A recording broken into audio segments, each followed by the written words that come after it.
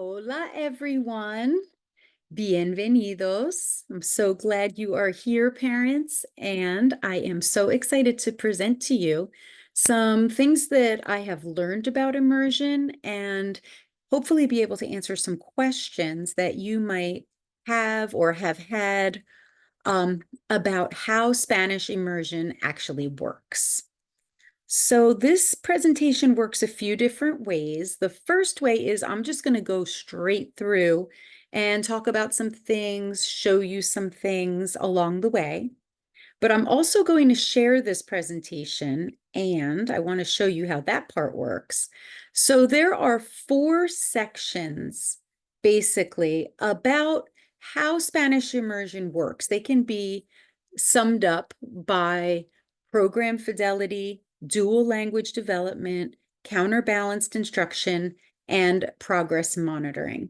So once you have the presentation, if you want to refer to any of these 4 concepts, you can always go back to this page. You can click on that section and it will take you through. And then once you're ready to go back, you can always click on the Spanish flag and it'll take you back to this page. All right, without any further ado, I would like to get started. So I wanted to start off by introducing the concept of language first and what that means. In a Spanish immersion program, we elevate the quote minority language. And for most of our students, the minority language is Spanish because most of our students come from English or other language speaking homes. So Spanish is the minority language. And for that reason, for someone to understand it and learn it, we want to keep the exposure of that language strong. So we try to incorporate Spanish in signs around the school, in informal conversations between teachers and students. We speak Spanish amongst ourselves as teachers in front of students, so that way they can see that the language, the minority language, the Spanish, is very important to all of us. This is what a day looks like at Spanish Immersion in Wilbur. So we are a 2-way immersion program, which means that the students have a 50-50 language experience. They are half of the day immersed in Spanish, and they are taught math, science, and Spanish language arts in Spanish. And then they go over to the English side, and there they learn social studies, they learn English language arts, and something called content transfer. And I'm going to talk about that a little bit later on in the presentation. Our program fidelity is super important to us. This is how we ensure that our program is actually doing what it is supposed to do. And that looks a few different ways. For example, we really stick to our instructional minutes. That means that we don't take away Spanish language arts time so that students can keep working in math. And we really try hard to make sure that we stick with those minutes and we use the instructional practices that we've been trained on so that students can really, really learn Spanish at a deeper level than just basic conversational Spanish. And of course, there's always the question, but doesn't that mean that students lose out on learning some things because they are also learning Spanish? There's only a certain amount of time in the day. And, if they're learning all of these other things like a normal student, right, that's in a normal English only program, they're learning math, science, social studies, they're learning language arts, they're usually learning other things. And so how is it possible to add Spanish without taking something away? That's a really good question. And also something that people don't always understand. And we are considered an additive program. This means that we add and enrich and deepen a student's learning, but we do not take anything away. And we do this through the concept of counterbalanced instruction. What that means is that we don't do a whole lot of repetitive teaching of things that students have already learned in one language and then completely waste their time reteaching it in the other language. We do a thing where we balance the concepts. So if a student is learning, for example, transition words and how to write with transition words, first, next, last, in English, and they have a whole lesson on that on the English side, when they come to learning how to do it in Spanish, I, as a Spanish teacher, do not need to reteach the entire concept of it. What I do is a fast reminder, or I refer to it, or I do a little bit of the vocabulary that they had already learned in English, but in Spanish. And then we are off and running in Spanish language arts, learning how to write using these transition words, but not relearning the complete concept of the transition words. And this ensures that we don't waste time and that we use our time as efficiently as possible. And that's how we work it. That's how it works. So we are not in the business of taking anything away. We like to think of ourselves as adding.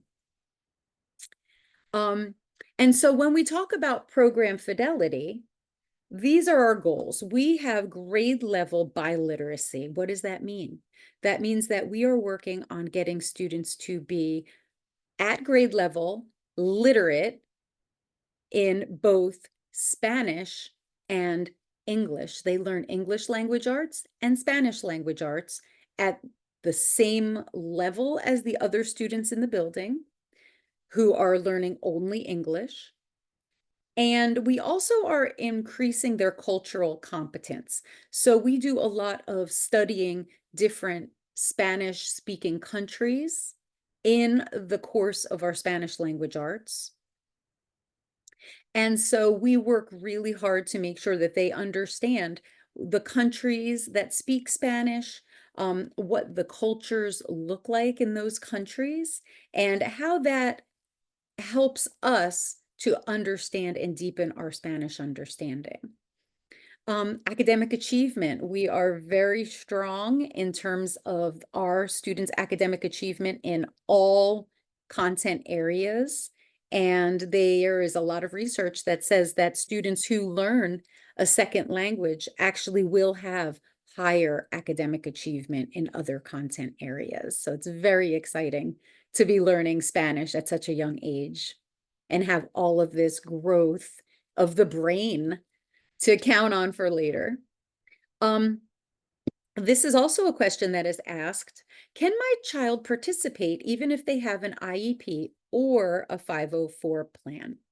And the answer is yes, absolutely. We are open to everybody. We have seen great success for different learners, for students with special needs, learning Spanish.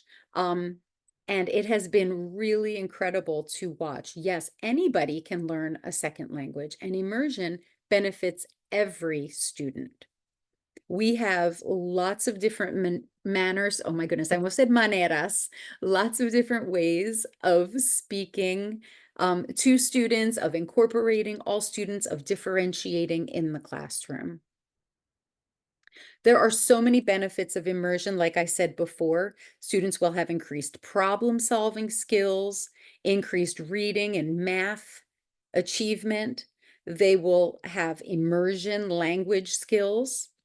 They will increase their attention to the functions and features of language. We talk a lot about cognates, words that are very similar in English and in Spanish. And this calls their attention to word features, how exactly can I use what I already know?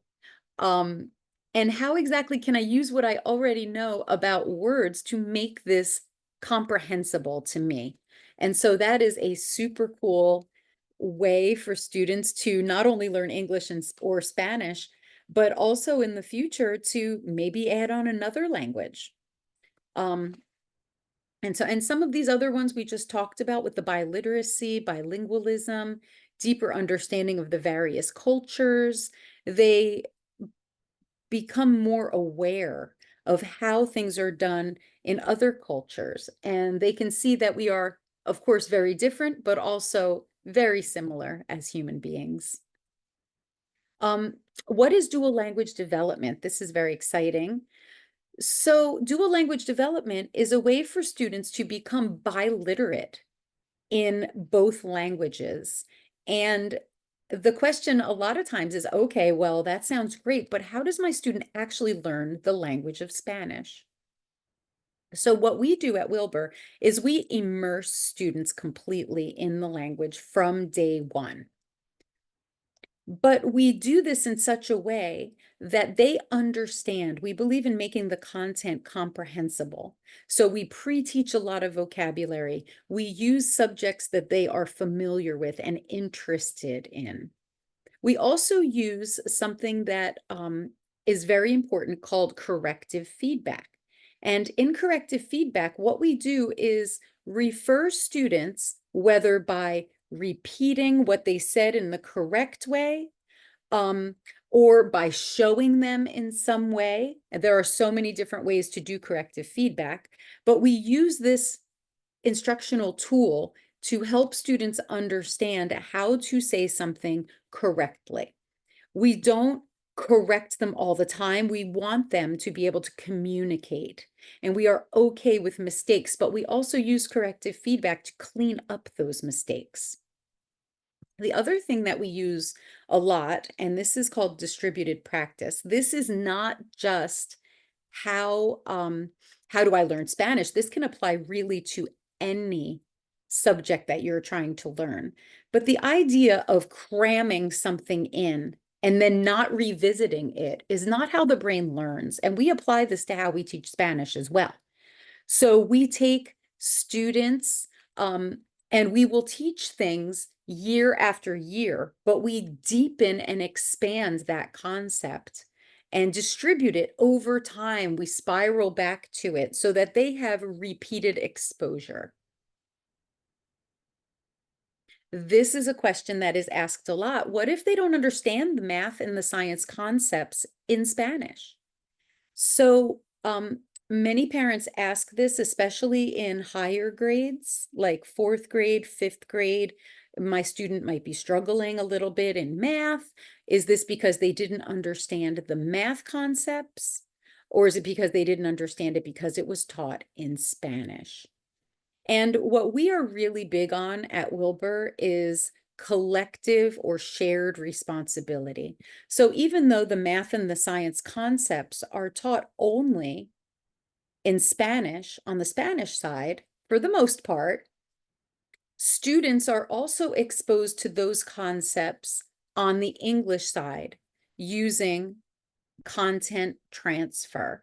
So the English side is responsible for social studies, English language arts, and then they also teach content transfer. So they work closely with the Spanish side to say, what do students need more of in English? How can I pre-teach something that you are going to be teaching?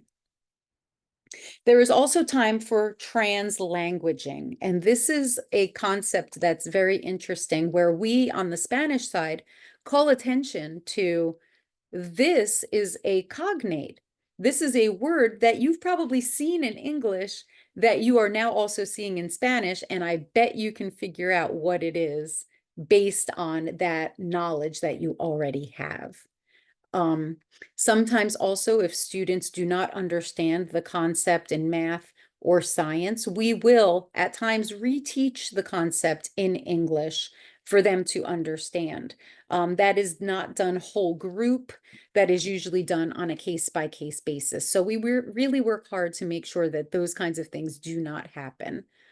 Through these content transfer, shared responsibility, and translanguaging that is done in the classroom. So students learn because we do not double teach. Just like I was saying before with the concept of transition words and not reteaching and spending a lot of time in an inefficient way on the Spanish side. The same thing happens with content transfer from the Spanish to the English side. So if they are learning the concept of rounding numbers in Spanish, in math, when they go over to their content transfer lesson on the English side, it is not always completely retaught in English. A lot of times it is done through worked examples. They get extra practice on the English side in content transfer of the concept. It's not double teaching. We don't really have the time for that, nor do we think that that is effective, because students a lot of times will tune things like that out. So we want to make sure to always keep it very fresh for students and make sure that they really are engaged. Engagement is key. How will I know if my student is actually progressing in Spanish? This has been an area that we have been working very hard on this year, because in the past we really had at Wilbur just our Spanish proficiency state assessment, which is called the Avant Stamp assessment. And our goal for 5th grade is intermediate mid. Many students will start 5th grade at a novice level, and our goal is to try to get them up into intermediate, through intermediate low and mid. So we work really hard to do that. And this year we've added some progress monitoring to our preparation for the Spanish state proficiency assessment. So this year we are using integrated performance assessments. And these are not just assessments. They're not a waste of instructional time at all. They add to the instructional time. They're projects that students work on, but it really helps us as teachers to see what they can do on their own. Very exciting. We will have this year 7 different Spanish integrated performance assessments and share the results with parents, as well as with students, to be able to let them know through the use of feedback where they are, celebrate what they've already accomplished, and talk about what they need to continue to work on. So this has been so much to think about. Spanish immersion is absolutely amazing. I am very proud and thrilled to be able to have shared with you some of these things that I have been learning about, deepening my teaching practice. And I really hope that this was useful to you. Please reach out if you have any questions, if you would like to do any kind of call or Zoom call, and talk about any of these concepts more. Thank you so much. Adios.